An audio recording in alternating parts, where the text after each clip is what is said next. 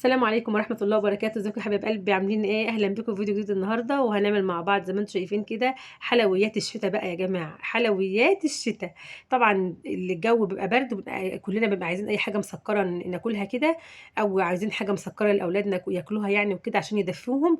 فبنقوم عاملين ايه بقى؟ عاملين الكنافة. طريقة الكنافة بتاعتي سهلة جدا جدا جدا وبسيطة، وما شاء الله لا قوة الا بالله. ساعة ما تشوفي الفيديو ده اهو هتقومي تعمليها وهتبقى جميله جدا وفي منتهى الجمال معاكي. احلى صينيه كنافه بتعمليها ما شاء الله لا قوه الا بالله، كل البيت هيشكرك عليها. زي ما احنا شايفين كده بقى. طبعا هي حلوه شتويه جميله برضو، ومش هتقول لا في الصيف يعني، بس هي في الشتاء اكتر، لان ايه؟ بنبقى مطلوب مننا ناكل حاجات مسكره وكده، لان الشتاء ايه بيجوع شويه. زي ما احنا شايفين كده مع بعض اهو. بدات ان انا اعملها. بصوا ما شاء الله لا قوه الا بالله، حاجه كده بصراحه جميله جدا. ازاي هعرفك تعمليها بطريقه سهله واحسن وافخم من بتاعه المحلات كمان. بصوا زي ما انتم شايفين كده. بصوا اهي، شايفين بقى الشكل النهائي بتاعها او شكلها من جوه. بجد يا جماعه بصوا عامله ازاي، الطبقات تحفه. شايفين الكريمه المهلبيه بتاعتنا عامله ازاي؟ حاجه كده ما شاء الله لا قوه الا بالله، تحفه بجد يا جماعه والله. ما شاء الله لا قوه الا بالله، جميله قوي قوي قوي. هقول لكم الطريقه كده بسرعه. وان لو انت اول مره بتشوفيني بقى، ما تنسيش تضغطي زر الاشتراك وتفعلي زر الجرس عشان يوصلك منه كل جديد. وما تنسيش تعملي لايك يا حبيبه قلبي. اللي بتتفرج على الفيديوهات كلكم بتتفرجوا مش بتعملوا لايك ليه بقى؟ اعملوا لايك على الفيديو تمام عشان الفيديو يترفع والكل يستفاد معانا. هنقول بسم الله الرحمن الرحيم. واول حاجه معانا زي ما انتم شايفين كده، جبنا حوالي نص كيلو من الكنافه او 450 جرام من الكنافه زي ما انتم شايفين كده اهو.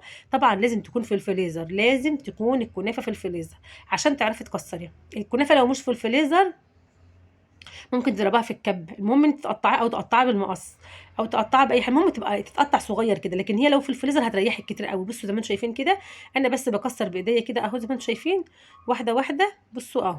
لو فيها بقى اي حتت كده بتبقى مكلكعه معانا كده، او بتبقى مش يعني مش هتتهرس معانا كده، بنبتدي ان احنا نشيلها. انا لقيت كام حته كده برده شلتهم في الايه، في يعني شلتهم منها يعني زي ما انتم شايفين كده اهو. كله بقى بافرُكها بإيدي فرك ناعم خالص، عشان لمّا بتتفرك ناعم كده بتنتجي نتيجة أفضل، بيبقى شكلها حلو وبتبقى جميلة، تعرفي تكبسيها كويس وبتبقى حلوة أوي معاكِ. وطبعًا اللي عندي دي حوالي ربع كيلو من السمنة الدايبة، تمام كده، لإن لازم بيتحط لها سمنة دايبة يا حبايب قلبي، عشان بتبتدي إن أنتِ إيه، إن أنتِ ت ت ت تحطي السمنة كل ما كانت السمنة على أو الزبدة بتاعتِك على الكنافة كتير، كل ما كان طعمها بيبقى تحفة. يعني كل ما كانت تبقى عارفة أنتِ ممكن تعمليها وبعد ما تحطّيها على النار، يعني بعد ما تحطّيها في البوتاجاز وكده تبتدي تصفّي منها السمنة بتاعتها عادي خالص. بس أهم حاجة لازم عشان تطلع معاكِ حلوة السمنة بتاعتها تكون كتير. سامعين كلامي؟ بُصّوا هاقول لكم دلوقتي بقى. السمنة ده حوالي ربع كيلو سمنة. أنا بدأت إن أنا أسيّحه كده أهو، وهابتدي إن أنا أنزّله كده أو أخلطه على الكنافة بتاعتي أو خليط الكنافة بتاعي كده زي ما أنتم شايفين أهو. بُصّوا بقى، وهابتدي بقى شُفتِ أمّا تكوني بتبسّسي كحك كده والّا بتبسّسي كده بسبوسة كده أو مثلًا قُرَص أهو. بتبتدي تغلّفيها كلّها كده زي ما أنتم شايفين أهو. بتغلّفي الكنافة بتاعتِك كلّها من الإيه، من السمنة بتاعتِك أهو زي ما إحنا شايفين أهو. شايفين كده؟ بصراحة بتبقى جميلة جدًا يا حبايب قلبي زي ما أنتم شايفين أهو. بصوا كده، كلّها لازم تتغلّف، لازم تغلّفيها كلّها أهو. زي ما تكوني بتعملي إيه، بتعملي بتعملي بتبسّي كحك كده أو بتبسّي إيه، قُرَص من اللي هي القرص اللي هي بتبقى دايبة شوية دي، تمام. بعد كده بقى بعد ما بسستها كلها كده خالص أهو، وكلها بقت اتغلفت كلها بالسمنة. هاجيب صينية بقى اللي أنا هاعمل فيها زي ما أنتم شايفين كده أهو. هابتدي إن أنا أجيب الصينية بتاعتي أحط فيها برضه نسبة سمنة حلوة كده من تحت أهو شايفين. حطيت فيها نسبة سمنة كويسة جدًا في القاع بتاعتها. وبدأت إن أنا أنزّل الكنافة بتاعتي. طبعًا سر إن الكنافة تبقى معاكِ حلوة، لازم تبقى الطبقات بتاعة الكنافة مش كتير، مش تقيلة. بس تبقى اللهم صل وسلم وبارك على سيدنا محمد. بس تبقى الكريمة حجمها كويس جوّه، ما تعمليش حتّة كريمة صغيّرة كده أو حتّة مهلبية صغيّرة كده وخلاص لأ. بُصّي بقى زي ما أنا باعمل كده دلوقتي، أنا عمّالة باعمل حافية وأنا باكبس الكنافة كده، عمّالة باعمل في حافية كده عشان ما تت أمّا آجي أقلبها أو إن آجي أطلّعها ما تت إيه، ما تبقاش ما تمسكش في الإيه، ما تمسكش في الصينية بتاعتي. بُصّوا عاملة حافية أهو، وعشان كمان المهلبية بتاعتي ما تتحرقش كده من الجناب، يبقى شكلها وِحِش وطعمها يبقى ممرّر كده ومش حلو.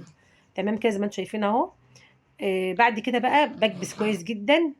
بعد ما كبست كويس خالص، خالص، خالص أهو، بابتدي إن أنا أجيب بقى معايا الإيه الكريمة اللي أنا عملتها أو المهلبية. طبعًا الكريمة دي كوبايتين من الحليب، وعليهم معلقتين من السكر، وعليهم 3 معالق من النشا، تمام كده، وعليهم معلقة كريم شانتيه.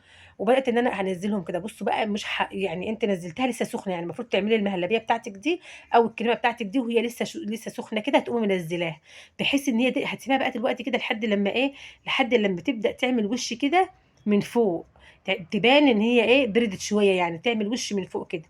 زي ما أنتم هتشوفوا دلوقتي معايا، أنا هاسيبها شوية وهارجع لها تاني تكون بردت شوية، تمام.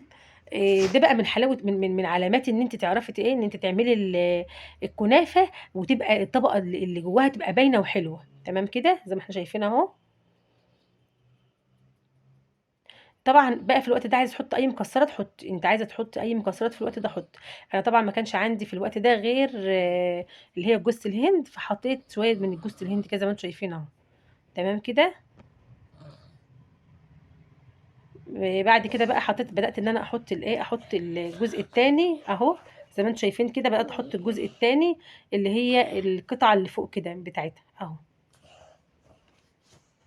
زي ما إحنا شايفين كده. طبعًا مش هاكبس أوي، الجزء اللي فوق ده مش هاكبسه أوي، أنا بس هاحطه كده، مش هاكبسه أوي يعني، أهو زي ما أنتم شايفين كده أهو، حلو أوي كده، تمام.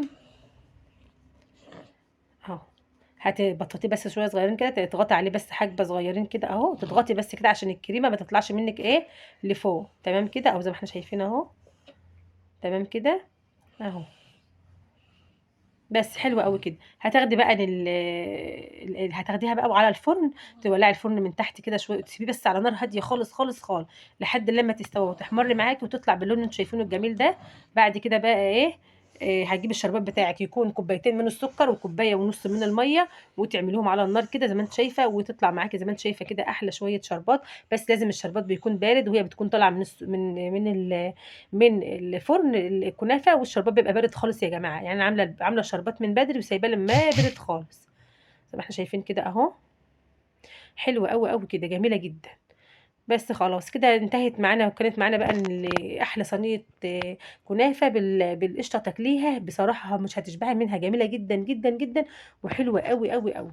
يا ريت بقى لو عجبكم الفيديو بتاعنا ما تنسوش باللايك والشير، وتعالوا نشوفها بعد ما اتقطعت شكلها عامل إزاي.